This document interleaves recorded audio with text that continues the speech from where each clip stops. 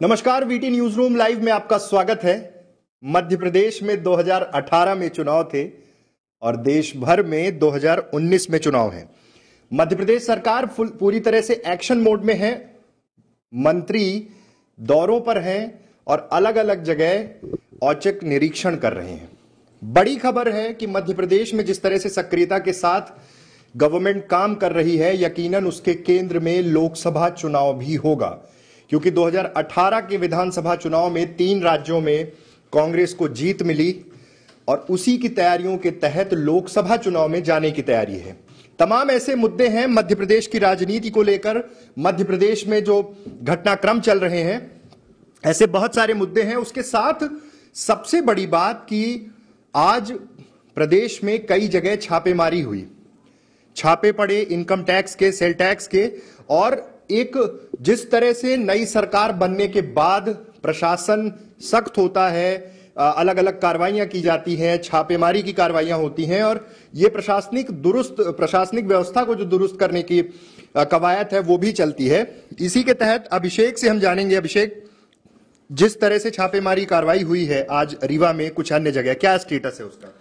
सबसे पहले मैं बताना चाहूंगा कि additional director of investigation Manoj Mishra के नेतृत्व में 35 सदस्यीय टीम ने रीवा में छापेमारी की। छापेमारी की जो 2 प्रमुख स्थान थे जहां छापेमारी हुई है, गुप्ता एंड गुप्ता सन्स, जो कि गोल मार्केट के पास एक प्रतिष्ठान है, बहुत बड़ा प्रतिष्ठान है गुप्ता एंड गुप्ता सन्स का, मोटर्स वगैरह, सबर्सिबल और ये हार्डवेयर की पूरी दुकान थी, वहां पर छापेमारी हुई है। और दूसरा जो स्थान है, कोल कारोबारी हैं संजय मिश्रा, द्वारिका नगर में उनका आवास है, वहां पे छापेमारी हुई है।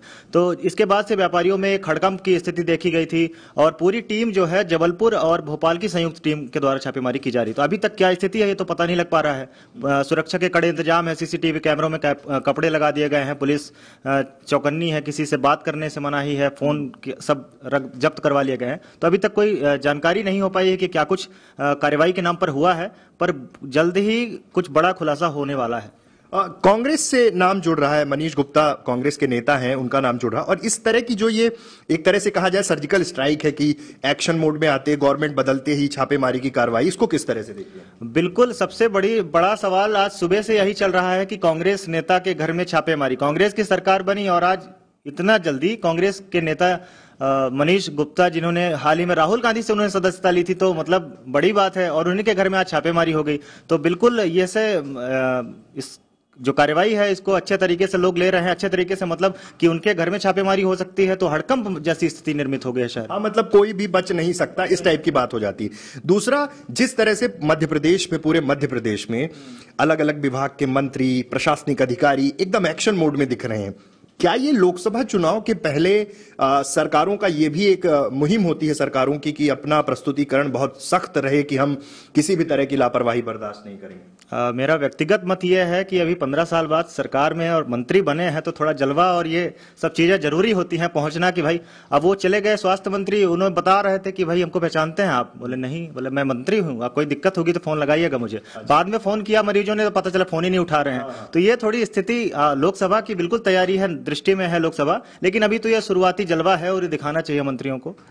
कुल मिला के 15 साल का वनवास काटने के बाद जब सरकारें, मतलब पार्टियां सरकार में आती हैं, पावर में आती हैं, तो यकीनन जो लंबे समय से जो व्यवस्था देखते हुए आते हैं उनको भी ये उम्मीद रहती है कि अब हमें मौका मिला तो हम भी पब्लिक के बीच में जाएं और अपना एक प्रेजेंटेशन, गवर्नमेंट का एक प्रेजेंटेशन करें। हमारे साथ सौरभ हैं। उत्तर प्रदेश सियासत को लेकर जिस तरह के से उठापटक चल रही है, बीजेपी 2014 के चुनावों में प्रचंड जीत के साथ आई थी। उत्तर प्रदेश का बहुत बड़ा योगदान रहता है केंद्र की सरकार बनाने में, लेकिन कहीं ऐसा तो नहीं कि अगले चुनाव में इनके मंसूबों पर पानी फिर जाए? कहीं ऐसा तो नहीं कि फिर से एक बार प्रचंड जीत मिले बीजेपी को? उत्तर प्रदेश में कभी एक जमाने में एक दूसरे के बहुत ज्यादा मुखर विरोधी रही 2 पार्टियां, बहुजन समाज पार्टी और समाजवादी पार्टी, साथ में आ रही हैं। अगले चुनाव को लेकर एक गठबंधन हो रहा है, बबुआ और बुआ का गठबंधन, बीएसपी और सपा का गठबंधन। हमारे साथ सौरभ हैं। सौरभ, क्या स्टेटस है, किस तरह का घटनाक्रम है? एक प्रेस विज्ञप्ति की बात हो रही है कि प्रेस कॉन्फ्रेंस जल्द होने वाली है।